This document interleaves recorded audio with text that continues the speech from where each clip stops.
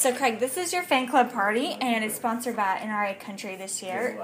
Can you tell me a little bit about why you gathered your friends here, and why do you think it's important to get them all together this week while they're in town for CMA Fest? I mean, it was cool. Well, it's one of the few opportunities that people from all over the country can gather that are fans of a particular artist at one time. Right. You know, there's fans here from Michigan. They'll see me when I go to Michigan. There's fans here from Kentucky. They'll see me when I'm there. But for those fans, it's really kind of a gathering session for them to share their notes. I got to be honest, I think it's a little odd.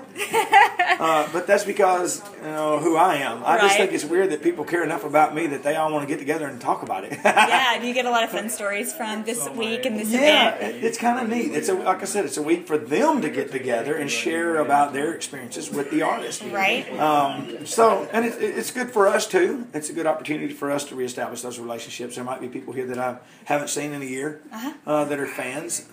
And like I said, it's for whatever reason they're interested in us, in our lives, and our music. The music I get, you know, but the fact that they care so much about us is just kind of odd to me still. Yeah, it's fun. It's always fun to kind of see these events and the people and hear their stories. The photo albums. Right. The buttons. Scrapbooks. Yeah. Earrings. Yes. Tattoos. Oh, yeah. Oh, those get interesting. Oh, yeah. Those, I like to see those. Yeah. So, anyway, but so your latest single has been More Trucks Than Cars. Can you tell us a little bit of backstory on that single and kind of why that one was it's been your last pick? Song was written by myself and Phil and a couple of guys that really just talking about our lifestyle. One of my favorite things about this song is the underlining or undertones of tribute to our military. Pray that our boys come home alive, and we still hold our hands over our hearts. Talking about the flag, where there's more trucks than cars. It's just a song that expresses an attitude about the people that we are. Great. Well, you recently did the 5-day, 200-mile polar challenge with the sled dogs. Can you tell me, one, what enticed you to do that in the first place, and then how was that entire experience? Opportunity enticed me. I was asked. Anytime I get to do something like that, I want to take advantage of it. I think it's cool to be able to experience those things that a lot of people only read about. Heck, some of that stuff you don't even get to read about. I mean, it's just very cool to be up in the Arctic with dogs. That was our only power. I always wondered when I seen those shows why people didn't do certain things like build a fire. Obvious. Or it's because there was no wood. There was nothing there but the sled to burn. And there was no animals, and I'm a wild game guy. There were no animals up there. So if you get stranded, you're eating your dog.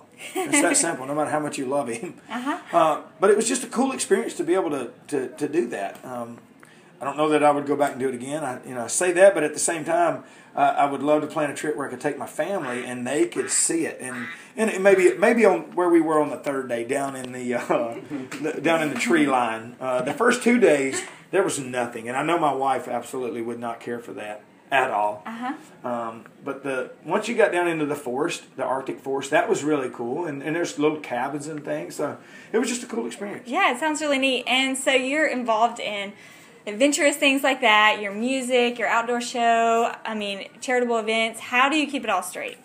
A lot of people helping me. I couldn't do it by myself. I have OCD, ADD, and all the other Ds. And really, I couldn't do it without the group of people that I have around me. Okay. And last question. You participate in a lot of charitable events. You recently did Second Harvest thing in Dixon, and you do a lot with Folds of Honor. Why do you think it's important for you to give back for artists actually to give back to charities and events? Because we can. We've been blessed with an opportunity. And if, like these people out here, they care about what I think. If I can influence them to do something good, I think we should. Anybody who's in the limelight, whether you're in politics or entertainment, I think you're held to a higher standard, and you should take that serious or you should get out. And in doing that, you need to do the right things. Try to, anyway. That doesn't mean that we're not going to make mistakes. I get hammered sometimes. Somebody will see me in my buggy, and they'll say, "Oh, you didn't have a helmet on." And they're right. I should have put a helmet on or whatever. But we're going to make mistakes, but I think you should try real hard to do the right thing. And if you can influence people in a positive way, you should take advantage of that and do it. Great. Well, thanks for taking some time with All Access today. And we will get out to your fan club party and take some photos and see you more this week. Thank you. Thank you. Hotel. drowning in the whiskey, staring at the TV, trying not to sleep 'cause I'm jealous.